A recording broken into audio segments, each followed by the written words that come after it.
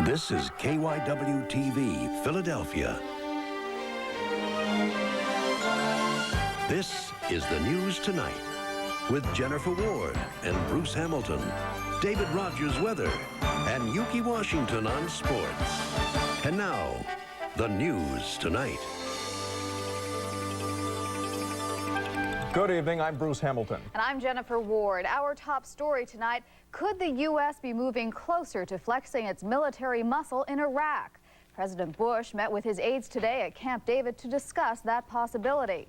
Among those present, Joint Chiefs of Staff Chairman Colin Powell, who says there is a chance of military intervention in Iraq. This is all due to Iraq's ongoing refusal to let UN inspectors into a building in Baghdad. Other top U.S. officials also have fighting words.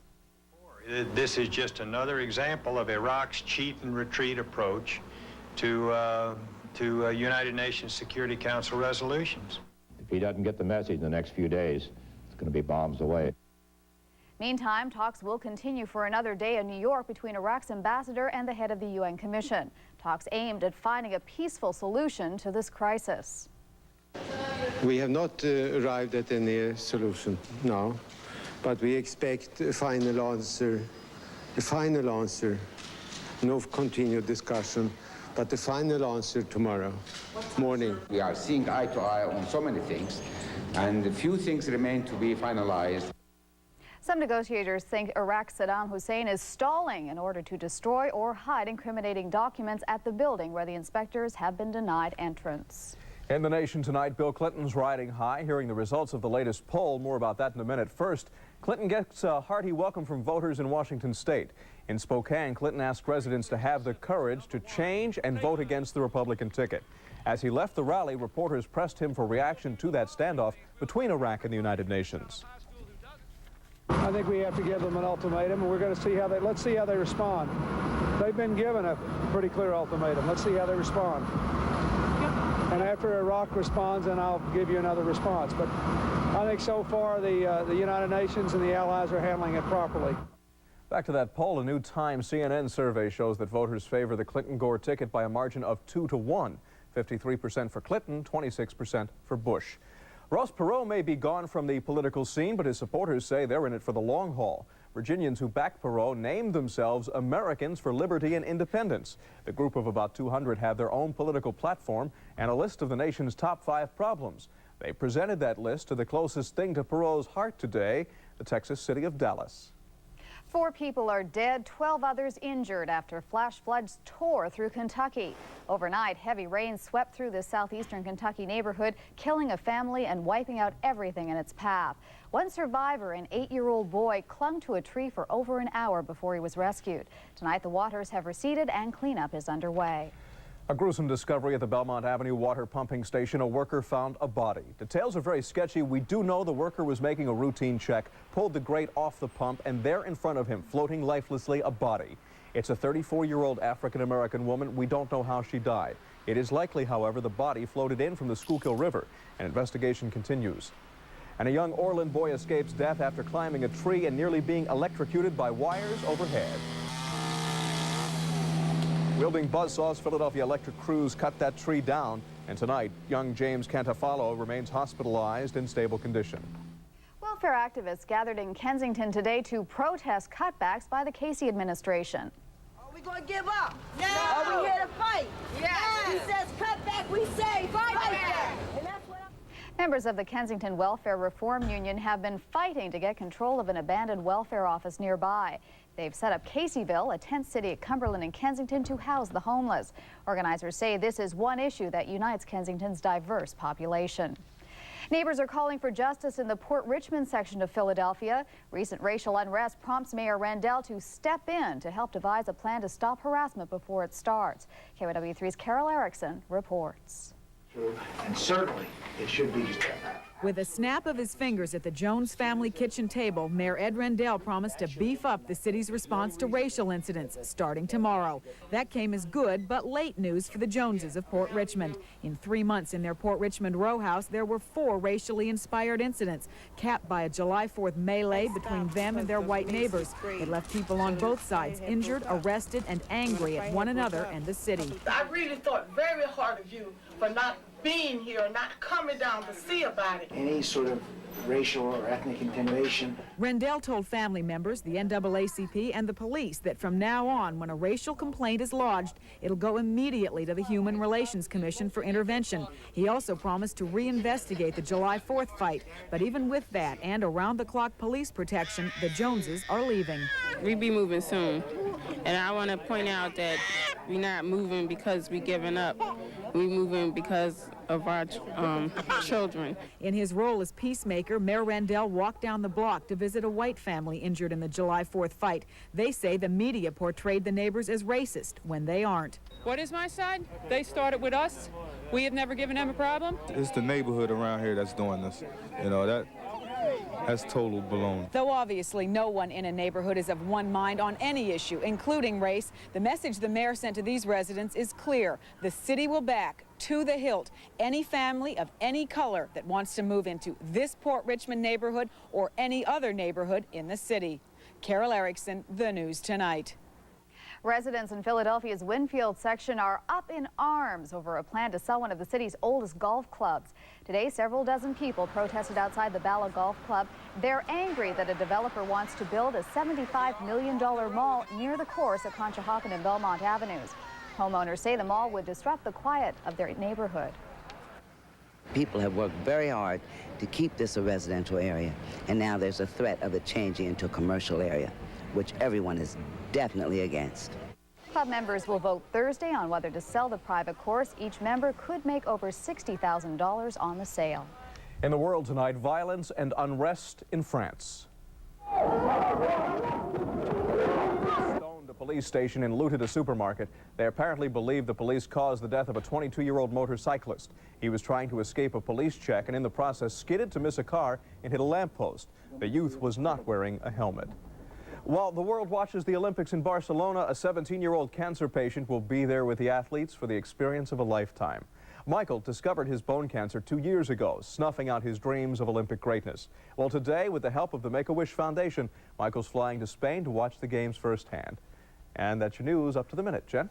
That's great. Thank you, Bruce. Right now, it's time for First Weather. Here is David Rogers. And what kind of weather can the athletes in Barcelona expect tomorrow? It's going to be a warm one there tomorrow. Yeah, the summer heat is going to continue all across Barcelona. We won't get as warm as they're expected to get tomorrow. Let's check in with their weather conditions for the day in Barcelona. Hazy, hot, and humid weather conditions there. Temperatures should get up to about 92 degrees with a pleasant breeze out of the southwest at about 10 to 20 miles per hour. Meanwhile, for us back here in the Delaware Valley, more of the same. Partly to mostly cloudy skies, 64 to 68 degrees by the afternoon time. More of the same. Temperatures getting up into the 70s. Then by tomorrow evening, we have about a 40% chance of a scattered thunder shower, 78 to 82 degrees. I'll have the extended forecast and all the weather information coming up later on in the Weather Tonight. Bruce? All right, from First Weather to First Sports and Yuki, and for the Phils, well, streak came to an end. Yep, hit a roadblock tonight. The streak is over for the Phillies in the Sports Tonight. Stepped on by the Giants in extra innings. Your final 6-2 San Francisco. Mitch Williams took the loss. Willie McGee and Lenny Dykstra went 3 for 5 tonight, but McGee's team won. The streak-ending highlights coming up. Another signing for the Eagles today. The final draft pick has inked a deal. Quarterback Casey Weldon gets a 3-year pact. Randall Cunningham will watch from the sidelines during the team's first preseason game next week. His story, U.S. Women's Open Golf, and more later in the Sports Tonight. You guys save me a seat? You betcha, man. Okay. Right here. All right. Thanks, you. When the News Tonight continues, Damon Wayans is hitting the big screen in living color. The comedian says it's time to make more money. And if you've got the blues, we've got the music for it.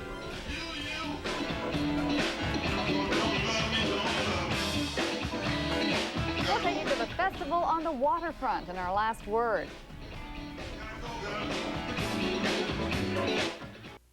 In case you've been living under a rock, Mo Money is the latest in homeboy street slang. It means if you've got Mo Money, then you got a lot of it. Mo Money is also the name of a new movie starring America's favorite homeboy. In living colors, Damon Wayans. Bill Northrop reports. You know, when white people start talking about, you're special. You're so different. You're not like the others. You start believing that. That's the humor that pushed comic Damon Wayans to the forefront of comedy 3 years ago. And this is the humor that catapulted Wayans and his alter egos to superstardom on the hit TV show In Living Color. Okay, you have a ball? I think I have one right here. However, Wayans shocked his fans last May when he resigned from the Emmy Award-winning series created by his older brother Keenan, which also featured another brother, Sean, and his sister Kim. You know, we kind of pushed it as far as it can go. I did anyway, and I don't see how I can hit somebody in the head with a sock and be funnier than I was, you know, 2 seasons ago. Instead, Wayans would rather make movies, a career move which started and fizzled last year with a debut role in the film The Last Boy Scout. I got kind of arrogant, you know, when I started becoming an actor, you know. It's like you can't be an actor and a comedian. You have to do either or. You know, all these pressures and demands by people, and then being a father and a husband, and, you know, just too much pressure, no release. After reevaluating his personal and professional situation, Wayans has now come to grips with his ambitions. He seems to balance both, and then some, in the new comedy Mo Money. Yes! I'm Bill Northup reporting.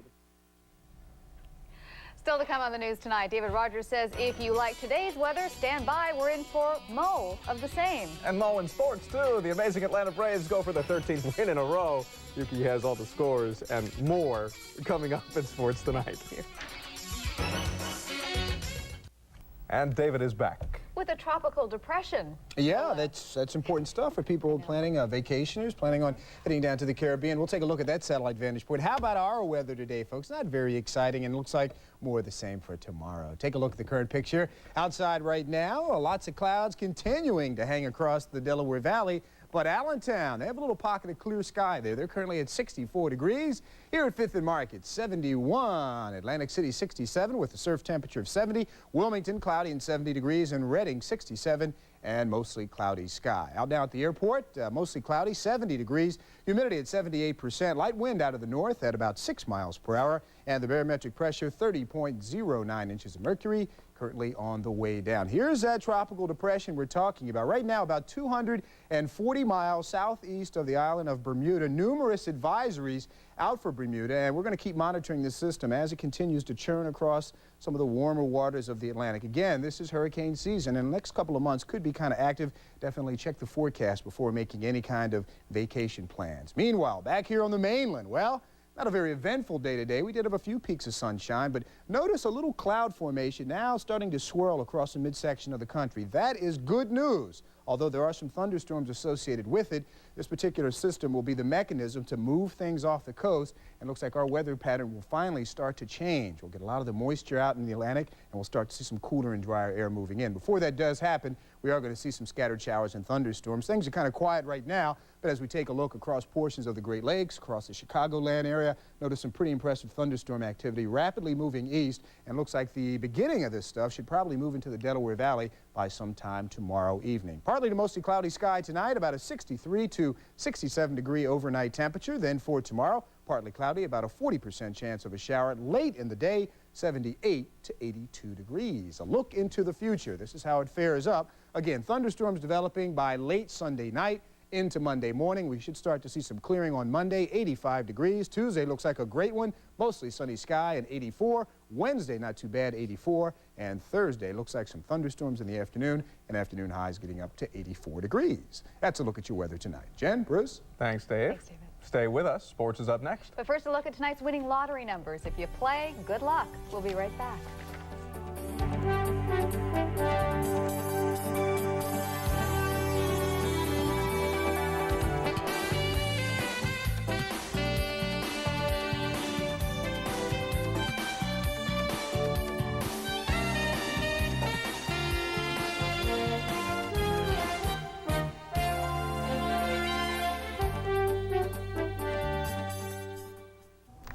Time now for the complete sports picture. Here again is Yuki Washington. I shouldn't tell them this, but, you know, you were on vacation. Yes. She asks, is Yorkie doing sports tonight? Yorkie? Wasn't that long. I wasn't gone that long. Yuki. Thank you. Okay. Yorkie? Okay.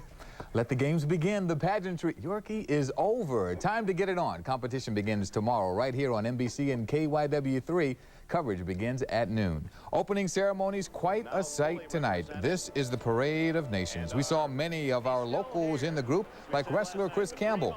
Willingboro's Carl Lewis participated in his third parade. Charles Barkley led the basketball team. Michael Jordan, a no-show. He said he's done it before, didn't want to do it again, left his uniform at home. How many did Lewis do? 3? Come on. Well, the archer was right on when it came time to light the flame. The games are officially underway.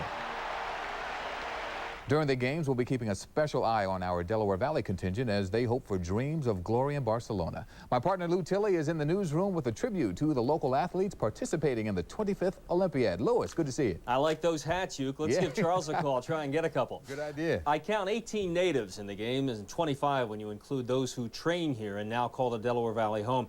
Tough to keep track of because they'll run, jump, shoot, stroke, arch, wrestle, and pull in the reins. And they'll try to join the rest of Team USA in reigning in the world.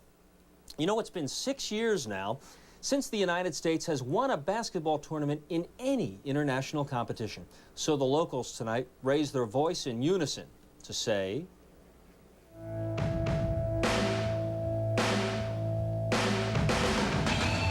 why is it such a big deal when we use pros and those other teams been using pros for all those other years?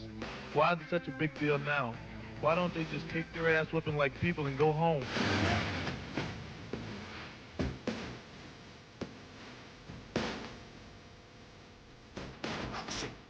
We all work for the same goal, and we all want the same thing in Barcelona. That's a gold medal. I set my goals. I made a lot of improvements, and I'm the type of genius who needs to do these moves over and over again, and it took me 3 or 4 years to perfect them.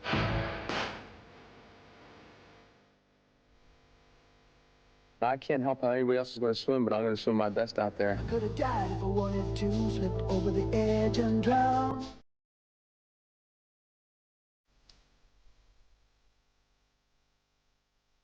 You know, if I step back from it a little bit and look at it, it's something. That's an accomplishment, but it's not enough. I want to win the Olympic gold medal.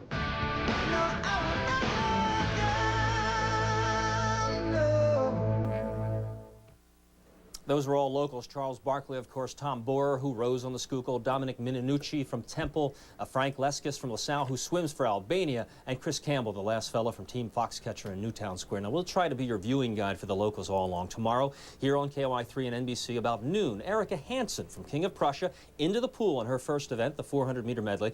In the evening, Mary Ellen Clark, born in Abington, takes her first plunge in the platform diving competition, and then Michael Costigian, the veteran from Newtown Square, begins his quest in the modern pentathlon. Back here again tomorrow night at 6 and midnight, and we're underway. It's going to be a fun couple of weeks. You certainly will, Lou. Thanks very much. Appreciate it. All right, baseball now. The Phillies went to extra innings tonight against the Giants, but they couldn't come up with the extra effort. The win streak stops at 2. The Phillies' big gun tonight was Lenny Dykstra. Nails went 3 for 5 on the night.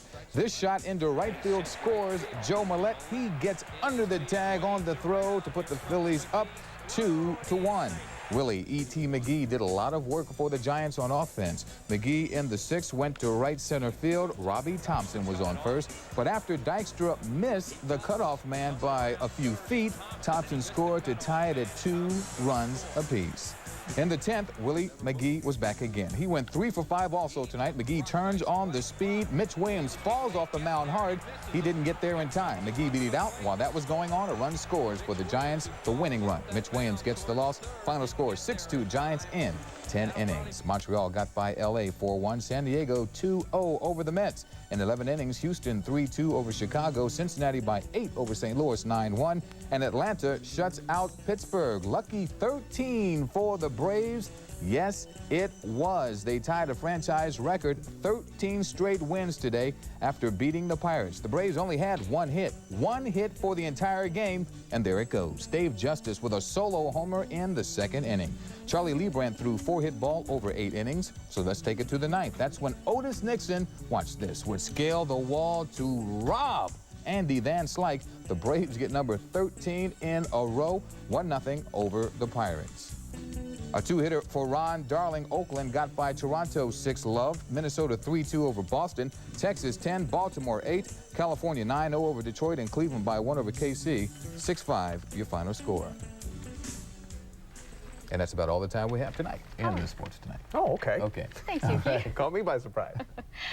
And our last word tonight is river blues. The river is the Delaware, and these are the blues. The former Performers like John Lee Hooker, seen here, are all part of the River Blues Festival in full swing this weekend at Penn's Landing. Blues fans turned out for the 5th year in a row. It's billed as the biggest and best blues fest on the East Coast, and it all continues through Sunday night.